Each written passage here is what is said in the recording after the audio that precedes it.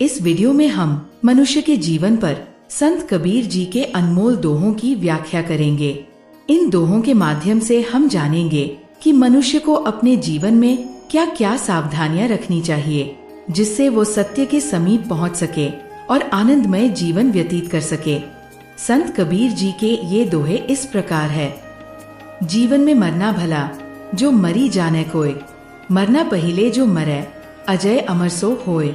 संत कबीर जी कहते हैं कि यदि अहम भाव को समाप्त कर दिया जाए तो ये श्रेष्ठ उपाय है। जीवन रहते ही मर जाना चाहिए। आशय है कि अभिमान का त्याग कर देना चाहिए। शारीरिक रूप से मरने से पहले जो अभिमान का त्याग कर देता है वह अजर और अमर हो जाता है। सत्संगति है सूप ज्यों, त्यागै फटकी असार। कहे कबीर गुरु नाम ले, पर से नहीं विकार।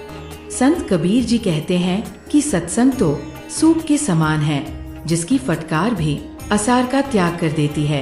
ऐसे ही गुरु से ज्ञान लेने पर विकार और अवगुण व्यक्ति से दूर हो जाते हैं। अजहू तेरा सब मिटे, जो जग माने हार।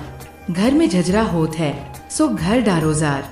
संत कबीर जी कहते हैं कि आज भी तेरा संकट मिट सकता है यदि तुम संसार से हार मानकर अभिमान मुक्त हो जाओ और तुम्हारे अंधकार रूपी घर में जो काम, क्रोध आदि का झगड़ा हो रहा है उसे ज्ञान की अग्नि से जला डालो।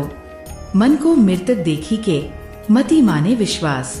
साधु तहा लो भय करे, जो लो पिंजर सांस।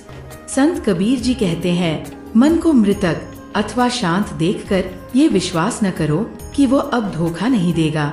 असावधान होने पर वह पुनः चंचल हो सकता है।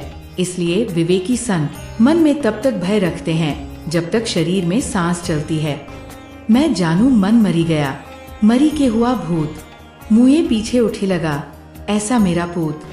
संत कबीर जी इस दोहे में मन की अस्थिरता और चंचलता का वर्णन करते हैं और कहते हैं कि उन्होंने सोचा कि मैंने मन को मार दिया है और अब उनका मन भूत बन चुका है, लेकिन वह मरकर भी जिंदा हो गया है और अब प्रेत की भांति उनका पीछा कर रहा है।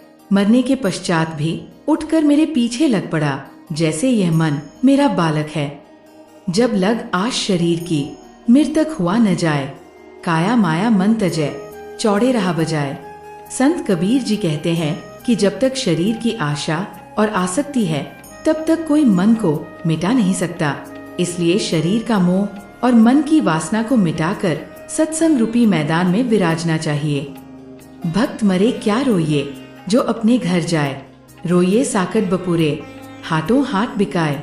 संत कबीर जी कहते हैं कि जिसने परम सत्य को प्राप्त कर लिया है, ऐसे भक्त के मरने पर किस बात का रुदन करें।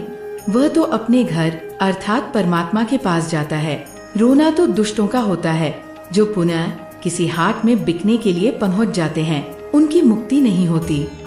मैं मेरा घर जा लिया, लिया पलीता हाथ। जो घर जारो आपना, चलो हमारे साथ। संत कबीर जी कहते हैं कि उन्होंने अपने अहंकार अथवा मैं रूपी घर को जला दिया है।